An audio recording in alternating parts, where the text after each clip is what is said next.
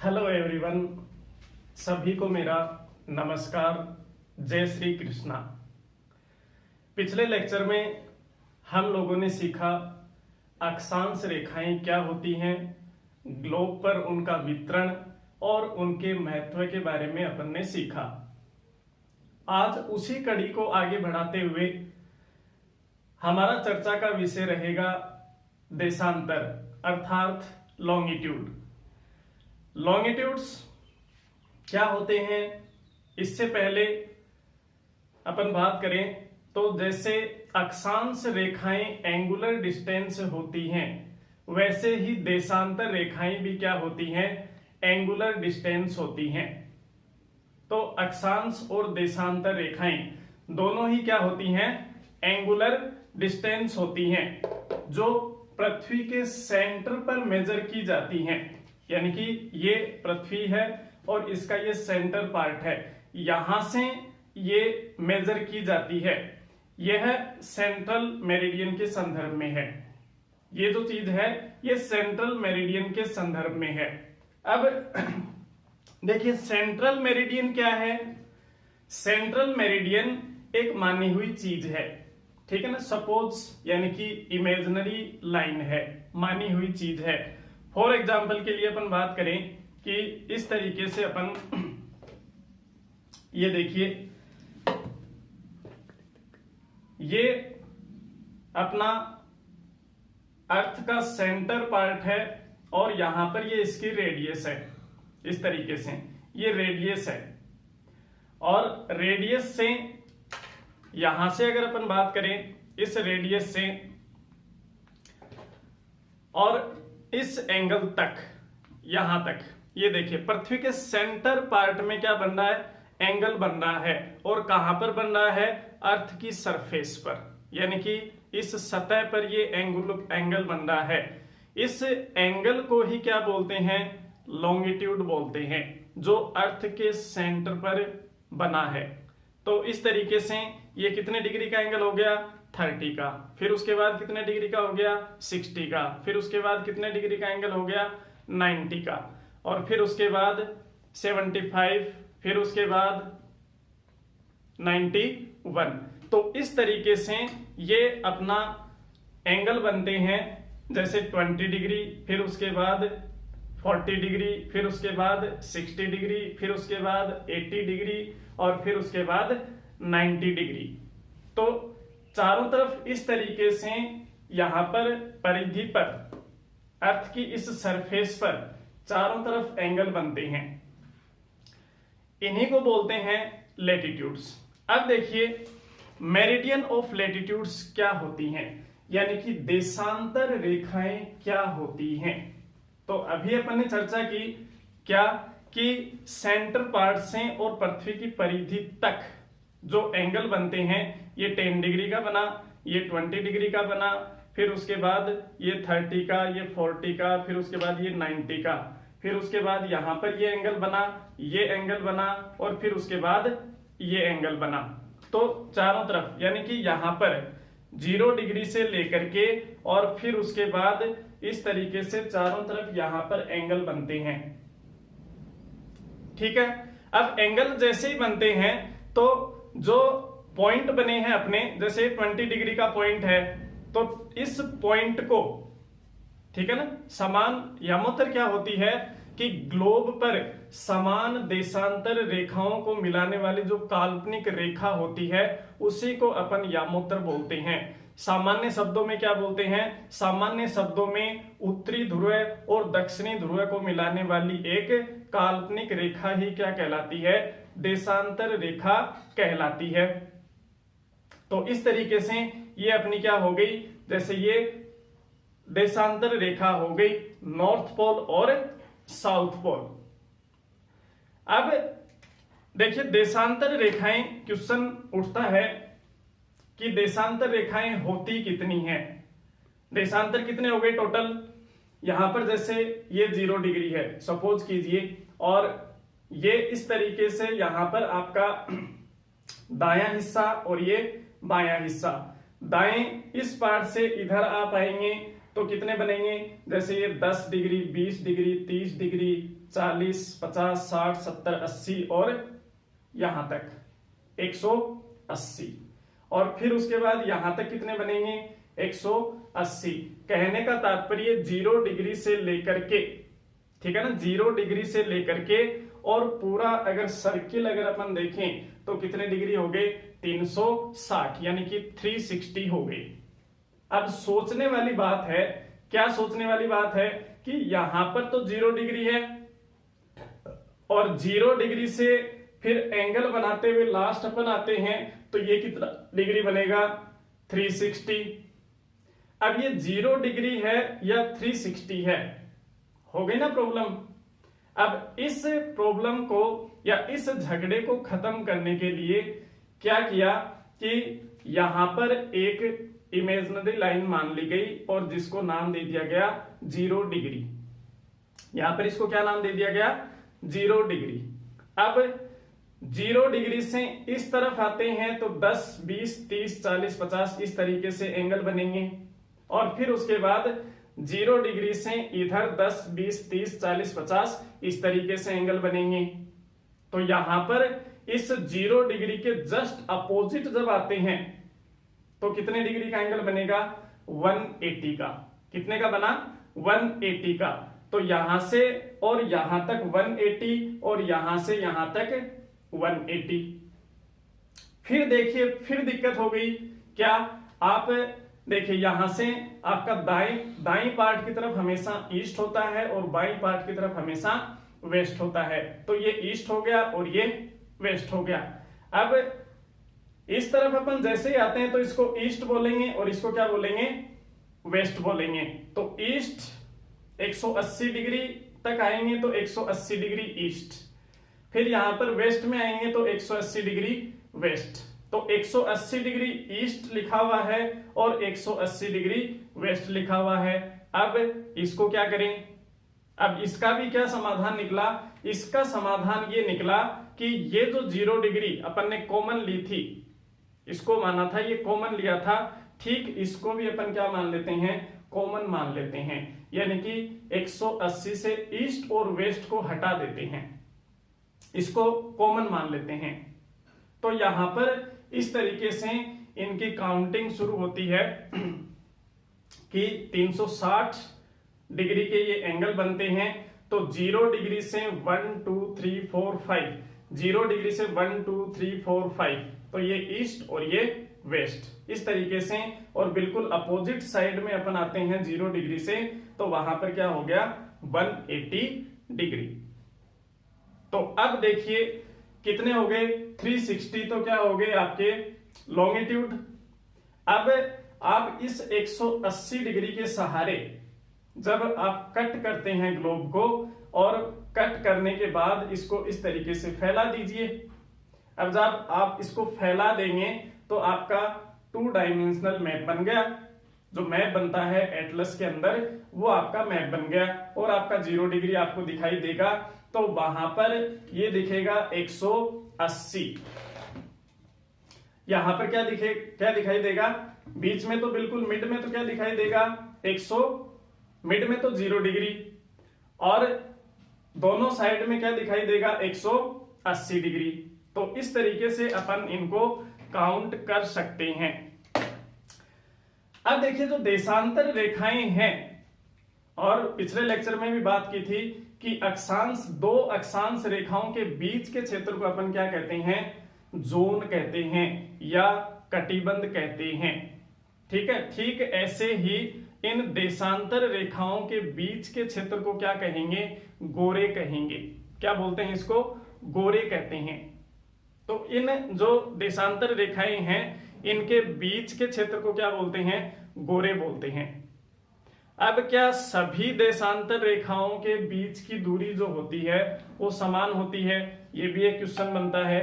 अब जैसे भूमध्य रेखा की अगर अपन बात करें, इक्वेटर पर बात करें, तो इक्वेटर पर देशांतर रेखाओं की दूरी क्या रहेगी, समान रहेगी। लेकिन जैसे जैसे अपन ध्रुवों की तरफ जाते हैं, पोल की तरफ बढ़ते हैं, तो इनकी दूरी क्या होती जाती है, कम होती जाती है। और ये पोल के ऊपर जाकर के एक पॉइंट के रूप में मिल जाती हैं सभी देशांतर रेखाएं। इसी को तो स्फेयर कहते हैं, गोला कहते हैं। तो इस तरीके से अपन बात करते हैं। अब देखिए इसके अंदर जो पैसिफिक ओशन है ये ठीक कितना है, 0 डिग्री, जस्ट आपके सामने है। क्योंकि आप सामने से देख रहे हैं तो आपका दायां पार्ट ये होगा और ये बायां ये दायां, आप देखना तो ईस्ट और वेस्ट इस तरीके से। तो अब हम एटलस के अंदर देखें तो यहां पर आप देख पाते हैं, ये देखिए इस तरीके से ये पार्ट जो हो गया आपका, ये वाला जो पार्ट है ये अपन ने यहां से इसको कट किया 180 और इस तरीके से इसको खोल दिया। खोल करके अपन ने देखा कि ये तो कितने डिग्री है, 0 डिग्री। ये कितने डिग्री गुजर रही है, 0 डिग्री। और 0 डिग्री के दाईं तरफ क्या हो गया, ईस्ट, और बाईं तरफ क्या हो गया, वेस्ट। ठीक है ना, यानी कि ये तो क्या हो गया, ईस्ट हेमिस्फीयर हो गया और ये क्या हो गया, वेस्ट हेमिस्फीयर हो गया। तो अब प्रशांत महासागर की बात करें तो ये प्रशांत महासागर है अपना, कंप्लीट रूप से ये प्रशांत महासागर है। तो ये तो वेस्ट हेमिस्फीयर का प्रशांत महासागर हो गया और ये किसका हो गया, ईस्ट हेमिस्फीयर का प्रशांत महासागर हो गया। अब चूंकि इसको राउंड कर दीजिए, राउंड करके आप देखेंगे तो ये 0 डिग्री है और 0 डिग्री के अपोजिट अपना पैसिफिक ओशियन है। 0 डिग्री के अपोजिट अपना कौन सा ओशियन है, पैसिफिक ओशियन है। अब क्वेश्चन बनता है कि पैसिफिक ओशियन कोस्ट, ठीक है ना, यहां पे लिखा हुआ है कि ईस्ट पैसिफिक ओशियन कोस्ट कौन सा होगा, ईस्ट पैसिफिक कोस्ट कौन सा होगा और वेस्ट पैसिफिक कोस्ट कौन सा होगा। तो ईस्ट पैसिफिक कोस्ट के अंदर कौन से आएंगे, ये आपका ये ईस्ट पैसिफिक कोस्ट होगा आपका, ये वाला कौन सा, उत्तरी अमेरिका वाला ये कोस्ट क्षेत्र और दक्षिणी अमेरिका वाला ये कोस्ट क्षेत्र, ये आपका कौन सा होगा, west east Pacific coast. 2D के संदर्भ में तो क्या होगा, 2D के संदर्भ में अपन ने बात की कि ये 0 डिग्री यहां से गुजर रही है तो क्या हो गया, वेस्ट पैसिफिक ओशन और ये क्या हो गया, ईस्ट पैसिफिक ओशन। लेकिन जब इसको अपन राउंड कर देते हैं 3D के अंदर देखते हैं तब हम क्या करते हैं, गलत फहमी में आते हैं कि ये भी ईस्ट ये भी वेस्ट होगा और ये भी क्या होगा, ईस्ट होगा। लेकिन ये नहीं होगा, ये आपका कौन सा होगा, ईस्ट पैसिफिक कोस्ट होगा ये वाला, और ये क्या होगा आपका, वेस्ट पैसिफिक ओशन। तो वेस्ट पैसिफिक ओशन के अंदर क्या होगा, वेस्ट पैसिफिक ओशन के अंदर एशिया वाला पार्ट होगा, ये एशिया वाला हिस्सा होगा। तो जब भी कोई सम्मेलन होता है, पैसिफिक सम्मेलन होता है, तो अपन जाते हैं तो भाई वेस्ट पैसिफिक कोस्ट के अंदर जैसे सम्मेलन हो रहा है और आप गलती से पहुंच गए कहां पर, यहां पर पहुंच गए, वेस्ट वाला तो आप यही जाओगे, लेकिन चूंकि ये कौन सा है, ईस्ट पैसिफिक कोस्टल है और ये कौन सा है, वेस्ट पैसिफिक कोस्टल है। अब इसको अपन ग्लोब के माध्यम से भी समझ सकते हैं। ग्लोब के माध्यम से कैसे, इस तरीके से देखिए इसको, इस तरीके से अपन देखते हैं तो ये ग्लोब है अपना और इस ग्लोब के ऊपर आप देखना कि ये आपकी 0 डिग्री है, ठीक है, ये क्या है आपकी, ये 0 डिग्री है और 0 डिग्री के जस्ट यहां पर ये 180 है, 0 डिग्री के जस्ट अपोजिट कौन सी है, 180 है। तो आप देखना ये आपका क्या है, पैसिफिक ओशियन है, ये कौन सा ओशन है, पैसिफिक ओशन है।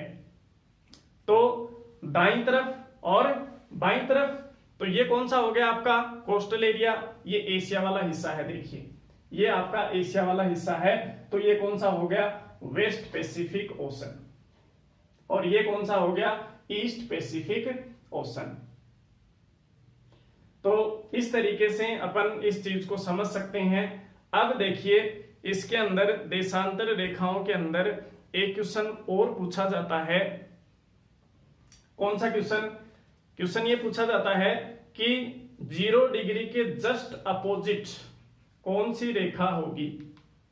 0 डिग्री के जस्ट अपोजिट कौन होगा?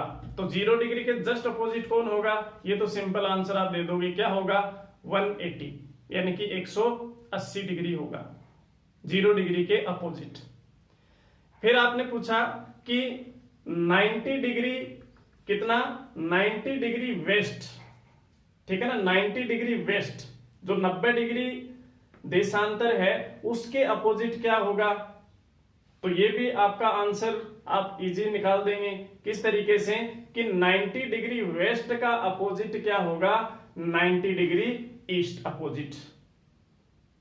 लेकिन चूंकि यहां पर पूछ लिया कि ये 20 डिग्री देशांतर, 20 डिग्री देशांतर कौन सा है? दायां पार्ट, बायां पार्ट, तो कौन सा हो गया? वेस्ट। यानी कि 20 डिग्री पश्चिमी देशांतर का अपोजिट क्या होगा? तो फिर आप क्या कहेंगे? 180 में से उसको क्या करेंगे? घटा देंगे। तो 20 डिग्री और माइनस 180 डिग्री तो कितना हो जाएगा? 160। यानी कि 20 डिग्री का अपोजिट क्या होगा? 180 डिग्री। जैसे 20 डिग्री ईस्ट है तो उसका अपोजिट क्या हुआ? 160 डिग्री वेस्ट।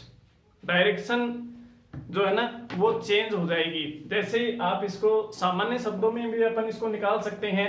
किस तरीके से? सामान्य शब्दों में इस तरीके से निकाल सकते हैं कि 20 डिग्री ईस्ट का अपोजिट क्या होगा? तो इसको किसमें से माइनस करना है? 180 डिग्री में से माइनस कर दो और डायरेक्शन इसकी अपोजिट कर दो तो क्या होगा? ये 160 डिग्री वेस्ट होगा इसका अपोजिट। ये बड़ी समझने वाली बात है कि 20 डिग्री ईस्ट का अपोजिट क्या होगा? तो 160 डिग्री वेस्ट इसका क्या हो जाएगा? अपोजिट होगा। तो इस तरीके से हम लोग अपोजिट इनका निकाल सकते हैं। अब देखिए यहां पर अपन ने यही बात की है, देशांतर या लॉन्गिट्यूड क्या होते हैं। तो डेफिनेशन अपन ने दे दी कि angle at the earth centre along equator with reference to the central meridian is longitude। फिर उसके बाद क्या होगा? Meridian of longitude are imaginary lines. ये तो अपन पहले वीडियो में चर्चा कर चुके हैं कि लेटिट्यूड्स और लॉन्गिट्यूड्स क्या होती हैं? इमेजिनरी लाइंस होती हैं, काल्पनिक रेखाएं होती हैं connecting north pole and south pole. ठीक है, यानी कि देशांतर रेखाएं क्या करती हैं? देशांतर रेखाएं उत्तरी ध्रुव और दक्षिणी ध्रुव को जोड़ने वाली एक क्या है? काल्पनिक रेखा है। उसी को अपन क्या बोलते हैं? देशांतर रेखाएं बोलते हैं। Total number of meridian on globe is 360 और मैप पर कितनी हो जाएंगी? 361, यानी कि 360 और 361 मैप पर। फिर meridian are count from 0 to 180। अभी काउंट करके अपन ने कहा था ना कि किस तरीके से इनको काउंट करते हैं। तो काउंट अपन इस तरीके से करते हैं कि ये 0 डिग्री मेरिडियन इसको मान लिया गया है। इसको क्यों माना है और कहां से खींचा गया है? ये लंदन के अंदर रॉयल ऑब्जर्वेटरी है, वहां से इस 0 डिग्री को खींचा गया है। ये अपन जब टाइम के संदर्भ में बात करेंगे तब उसके अंदर डिटेल से अपन चर्चा करेंगे। तो 0 डिग्री से दाईं तरफ और बाईं तरफ, तो 10 डिग्री इधर, 10, 20, 30, 40, 50, 10, 20, 30, 40 और 50। तो इस तरीके से पूरा घूम करके आएंगे तो ये कितना हो गया? 180 डिग्री। तो 0 डिग्री के जस्ट अपोजिट कितने का हो गया? 180 डिग्री का हो गया। अब 180 डिग्री ईस्ट भी आता है और 180 डिग्री वेस्ट भी आता है। तो उसका समाधान करने के लिए क्या किया? ईस्ट और वेस्ट को क्या कर दिया? हटा दिया और 180 को क्या मान लिया? कॉमन लाइन, यानी कि कॉमन रेखा इसको मान लिया गया। तो फ्रॉम 0 to 180, 0 and 180 क्या हो गई? Meridians are common. अभी बताया ना कि 0 डिग्री भी कॉमन हो गई और 180 भी क्या हो गई? कॉमन हो गई, सामान्य। अब देखिए concept of west pacific and east pacific ocean, जो अभी अपने ग्लोब के माध्यम से बात की थी कि 0 डिग्री से यहाँ पर 0 डिग्री है, जैसे ग्लोब को काट दिया 180 डिग्री पर से और फिर ग्लोब को काट करके उसको इस तरीके से फैला दिया, तो ये कौन सा पार्ट हो गया, दायां पार्ट हो गया ना। तो दायां पार्ट हो गया तो कौन सा हो गया, ईस्ट हेमिस्फीयर। बायां पार्ट कौन सा हो गया, वेस्ट हेमिस्फीयर।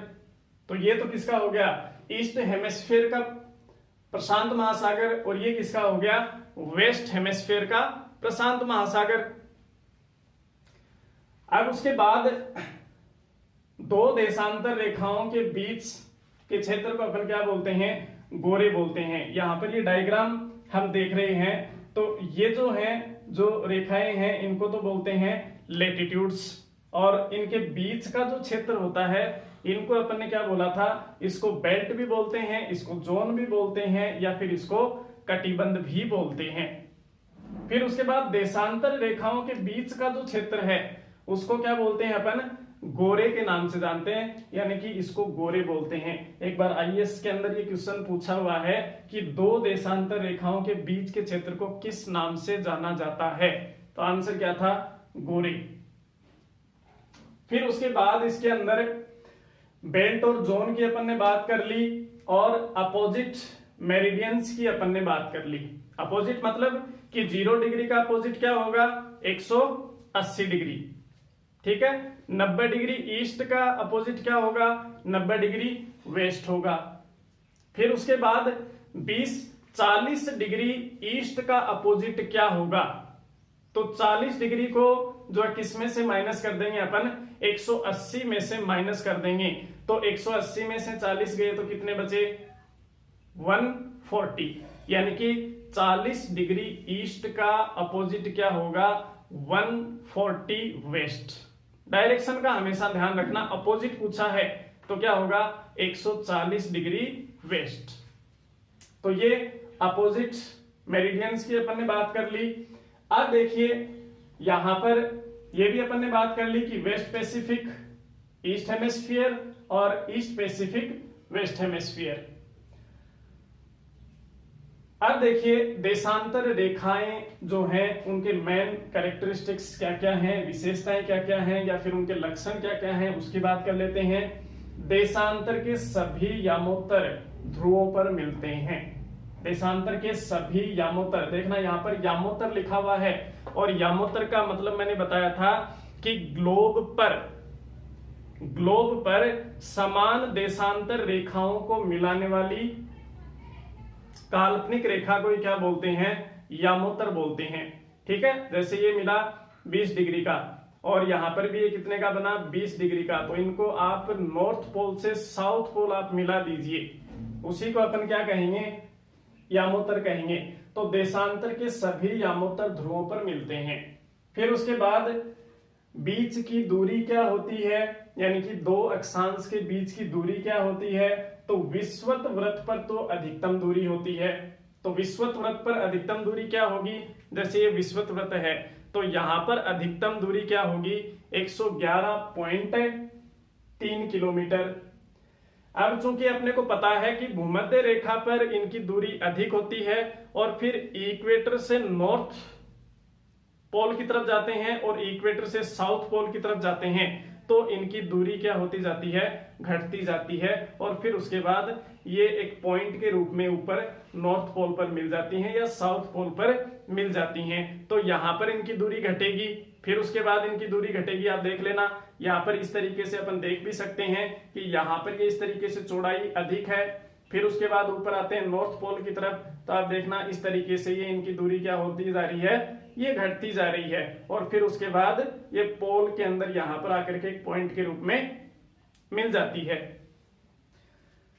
तो विषुवत वृत्त पर अधिकतम 111.3 किलोमीटर, और मध्य में यानी कि 45 डिग्री जो लेटीट्यूड है वहां पर इनकी दूरी क्या होगी, 79 किलोमीटर, और फिर उसके बाद ध्रुवों पर न्यूनतम दूरी होगी कितनी, 0 किलोमीटर, क्योंकि पॉइंट के रूप में मिलते हैं ना यहाँ पर, तो पॉइंट के रूप में मिलते हैं तो कितनी हो जाएगी, 0 किलोमीटर। और इनका उपयोग जो है स्थानीय समय को निर्धारित करने के लिए किया जाता है। ये अपन ने पिछले वीडियो में चर्चा की थी कि अक्षांश और देशांतर रेखाएं होती क्या हैं, उसके अंदर 3 पॉइंट बताए थे। इमेजिनरी लाइंस होती हैं, आवश्यकता क्यों पड़ी, किसी भी स्थान की स्थिति का पता करने के लिए, और समय निर्धारण के लिए इनकी आवश्यकता पड़ी। अब देखिए इसी का पार्ट 2 एंटीपोड अपन पढ़ेंगे। इसी के अंदर देशांतर रेखाओं के अंदर इसका एंटीपोड पढ़ेंगे अपन। तो इसका पार्ट 2 जो है वो आप देखना ना भूलें। एंटीपोड क्या होता है, किस तरीके से निकाला जाता है, और हर कंपटीशन एग्जाम के अंदर ये क्वेश्चन पूछा जाता है। तो ये जनरल जानकारी या जनरल जो चर्चा आज अपन ने की है वो की है लॉन्गिट्यूड की। धन्यवाद।